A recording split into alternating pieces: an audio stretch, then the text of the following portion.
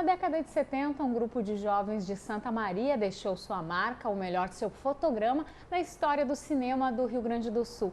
A trajetória desses pioneiros vai ser para sempre lembrada em um livro da jornalista Marilice Daronco. Marilice, seja bem-vinda ao Unifra Entrevista. Obrigada pelo convite, Maria Ângela. Marilice, conta um pouquinho para nós, primeiro sobre como nasceu esse livro e depois retornando à pesquisa. Tu foste aluna do pós em cinema aqui na Unifra, né? E como monografia de final de curso chegou a essa temática. Exatamente. Então, na verdade, o projeto nasceu como projeto para monografia do final da especialização em cinema aqui na Unifra, né? E por que o Super 8? Na verdade, o Super 8 ele surgiu, foi um tema que surgiu meio que naturalmente nas aulas, porque eu fui colega do Luiz Carlos Grassi. E o Grassi é um dos pioneiros. Exatamente, o Grassi foi um dos pioneiros e uma das pessoas que mais se envolveu com o movimento super-oitista. Então, um pouco dessa paixão do Grassi e desse carinho com o qual ele falava sobre o tema Super 8, nas aulas, acho que foi despertando essa vontade de conhecer um pouco mais sobre o tema. Acho que esse foi um dos motivos. E outro motivo que me chamou a atenção para esse tema também foi porque a gente sempre ouve a história, ouve falar sobre o Super 8 foi importante para a história do cinema de Santa Maria. Eu sempre gostei muito de acompanhar o festival de cinema da cidade. Santa Maria Vídeo É desde Cinema. 2002, né? Exatamente. E aí eu sempre gostei de acompanhar as exibições, enfim, e sempre se disse, como o Super 8 é importante para a história do cinema, para ter despertado um festival. Mas aí fica aquela pergunta, mas e o que o Super 8 fez? E quem fez o Super 8 na cidade, né? E além de um documentário do Cassol sobre o Super 8, sobre essa mesma temática, não existiam outros materiais. Tanto que foi muito difícil fazer a pesquisa, porque realmente foi um trabalho muito com história oral. Por isso que tu partiste para a história oral, porque Exatamente. Não tinha documentação nesse período. Não existe muito documento sobre essa época, então assim, existem alguns recortes de jornal, existem algumas revistas, mas muito desse período já se perdeu, muito material já não existe mais. Os próprios filmes, alguns a gente já não tem mais esse material disponível. E o teu Porto Seguro foi o Grassi, a partir dele tu conseguiste elencar outros personagens que ainda estão por aqui, como é que fez essa trajetória? Na verdade, o Grassi foi um dos entrevistados, né? Ele me citou alguns colegas super-oitistas também, algumas pessoas que aderiram àquele movimento, e na verdade cada um deles foi de certa forma indicando outras pessoas e também alguns pelos filmes que tinham sido produzidos, né? E tu chegaste a quantas pessoas entrevistadas? São 6 entrevistados. São 6 entrevistados e foram 11 filmes produzidos naquela época. E tu né? conseguiste ter acesso a todos os filmes? Não, alguns se perderam? Não, alguns filmes já se perderam. Na verdade, o Grassi é uma pessoa que tem guardado alguns desses filmes, não todos, mas alguns ele ainda tem. O Pentágono, que foi o primeiro filme que foi produzido ainda em 69 pelo Sérgio, é um filme que já se perdeu. O Marcova, que é outro filme do Sérgio, ele existe... Sérgio Assis Brasil, vamos registrar. Sérgio Assis Brasil, exatamente. Que também é o autor do primeiro longa de Santa Maria, Manhã Transfigurada. E é interessante, até a gente falando do Sérgio de Assis Brasil... É que quem estuda e tem contato acaba criando uma intimidade, né? E começa a chamar pelo primeiro nome. Exatamente. É interessante como se dá até essa relação do cinema, porque como eu falava, veio essa vontade de estudar o Super 8 para a gente conhecer um pouquinho da nossa raiz ali da história do cinema em Santa Maria. E aí a gente vai ver, o Sérgio de Assis Brasil produziu o nosso primeiro longa, mas de certa forma você vai voltando na história e você vai descobrir que ele produziu também o nosso primeiro Super 8, né? Então, tem essa relação, assim, quando é que ele começa a produzir? Ele começa a produzir com o Super 8, vai amadurecendo. Ele foi pioneiro nas duas pontas, no Super 8 e também depois no longa-metragem. Marilice, a gente vai para um breve intervalo, não saiam daí que nós já voltamos resgatando um pouco mais sobre a história do Super 8 em Santa Maria.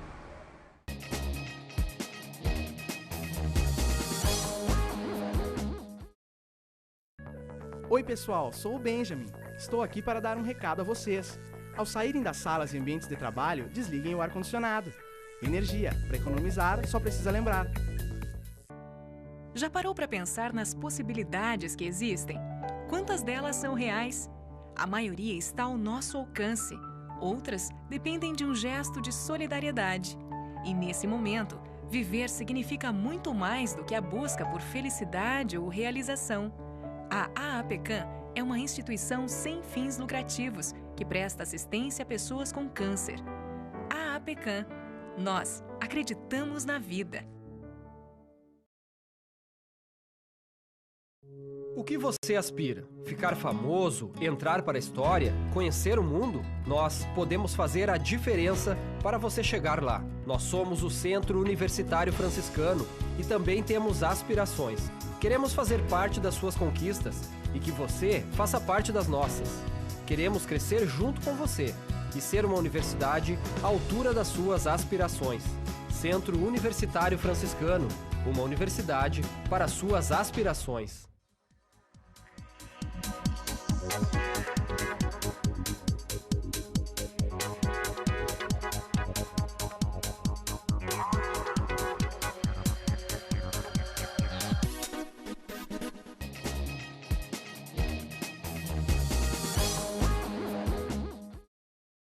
O Unifra Entrevista está de volta, recebendo hoje a jornalista Marilice Daronco, que lança no ano que vem um livro que é resultado da monografia dela em especialização de cinema aqui na Unifra. Marilice, no primeiro bloco nós contamos um pouquinho desse início, né, com o Sérgio Assis Brasil. Me conta um pouco mais sobre o perfil desses jovens, né, pioneiros no Super 8. Tinha pessoas do curso de cênicas, de comunicação, bancários. Quem eram essas pessoas? Na verdade, isso é muito interessante, assim, porque foi um período que reuniu pessoas de diferentes áreas, né? Eles não eram todos, como se pode imaginar de início, não eram todos da comunicação ou não eram todos das cênicas. Na verdade, eram jovens que tinham um interesse comum pelo cinema. A maioria deles estava reunida num grupo de cinema que existia ali, onde hoje é o Teatro 13 de Maio, que na época funcionava um centro cultural. Centro Cultural. Eu ainda estive quando era Centro Cultural, para ver. Então, eles, aglutinados ali, o que eles faziam? Eles discutiam cinema. E a vontade de fazer. Veio essa vontade de fazer. Só que o que existia? Existia uma limitação de equipamentos, né? Só que o que acontece no final dos anos 60 e início dos anos 70? Chegam as câmeras Super 8, que fizeram uma grande democratização da imagem. Eu considero, assim, uma das maiores democratizações. Que baixou o custo e elas eram mais portáteis. Elas eram totalmente acessíveis. Então, a revelação, de certa forma, era fácil, porque as lojas aqui da cidade encaminhavam para as revelações em São Paulo. Então, traziam o material de volta para cá. Então, o que eles fazem? Eles começam a produzir, eles começam a idealizar seus próprios trabalhos. Alguns bem experimentais, outros já um pouquinho mais pensados, porque eles tinham toda essa discussão do cinema. Eles chegavam a montar o roteiro. Chegavam a montar roteiro, tudo. Então, o que acontecia? Num filme, de repente eu era o diretor e tu trabalhavas como minha produtora. No próximo, a gente invertia os papéis. E eu acho que isso é uma riqueza para a cidade, sabe? De como essas pessoas foram trabalhando em conjunto, criando as suas produções e trazendo essa riqueza e guardando e toda essa memória da cidade, porque eram todos rodados aqui. Todos rodados aqui. A gente tem um deles que é onde Silveira, não? Exatamente. Onde o inimigo que ficou, ele é originário de uma peça de teatro, na verdade.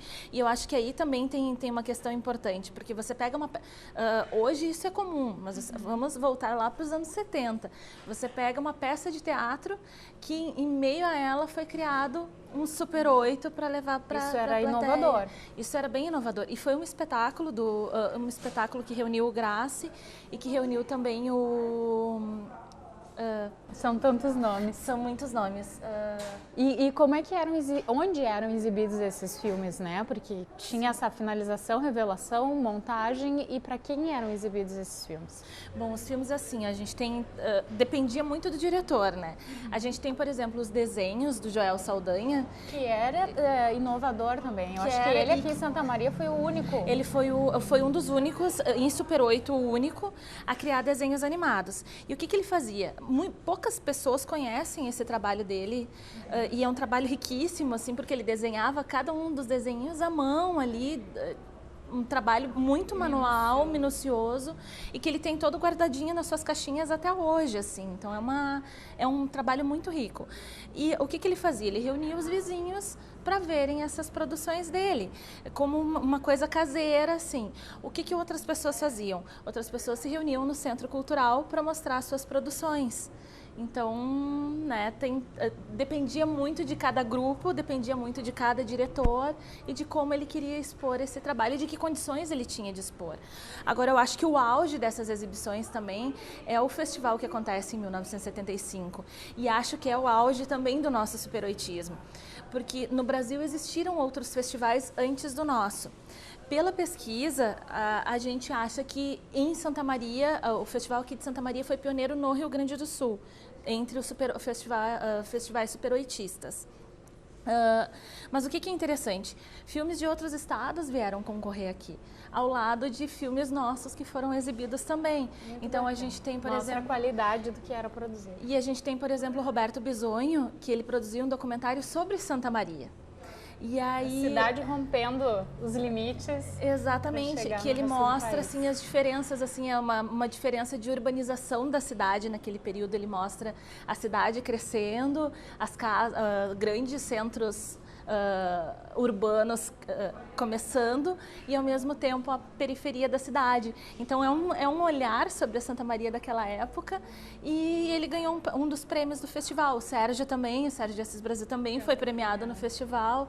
Então E Marilice, como é que tu te sente contribuindo dessa forma? Porque claro que todos esses personagens foram importantes, pioneiros, fundamentais, mas tu é a primeira que vem e vai eternizar essa história. Vai deixar de ser uma história oral, que era contada, e vai colocar num livro para que outras gerações venham a conhecer esse passado. Tu já tinha te dado conta disso quando tu começou a pesquisa?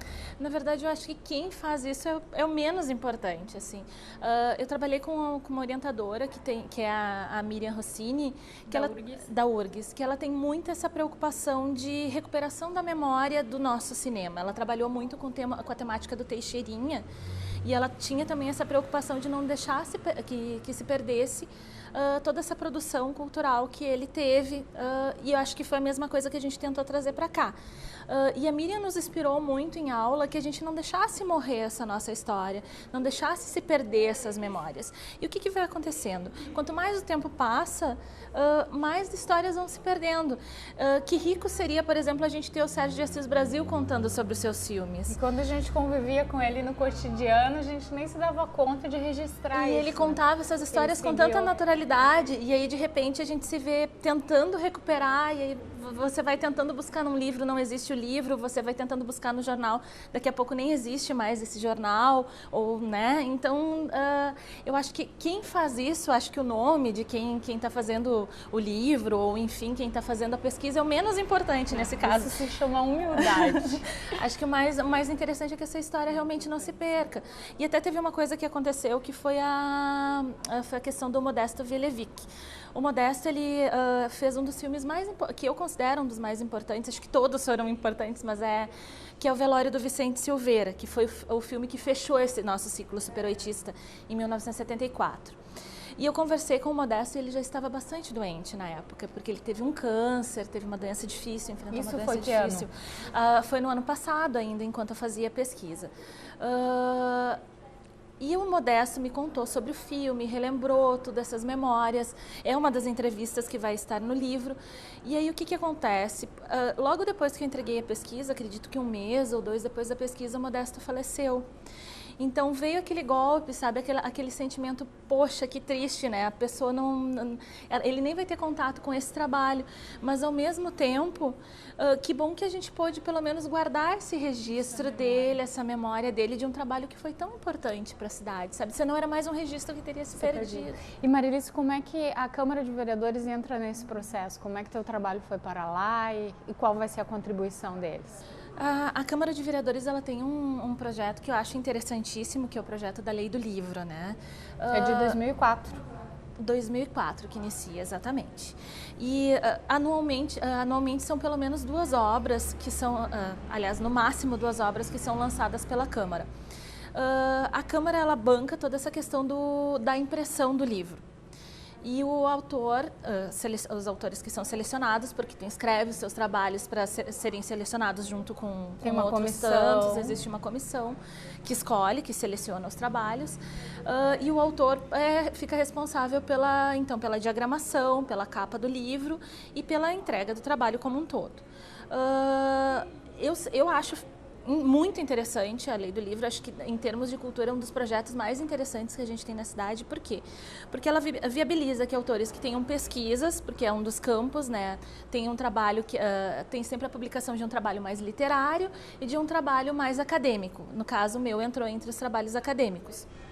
E oportuniza que tu, que de repente não terias recurso para publicar o teu livro, consiga fazer isso. E esse livro vão ser 1.500 exemplares distribuídos de graça para a população. São bibliotecas na cidade, nas escolas. E as pessoas que tiverem interesse também, a partir do ano que vem, a partir do lançamento do livro, poderão buscá-lo na Câmara de Vereadores. E eu acho que já que o sentido todo era recuperar a memória, acho que trabalho cumprido, eu acho que é missão cumprida, porque então as pessoas têm um acesso ao livro gratuitamente.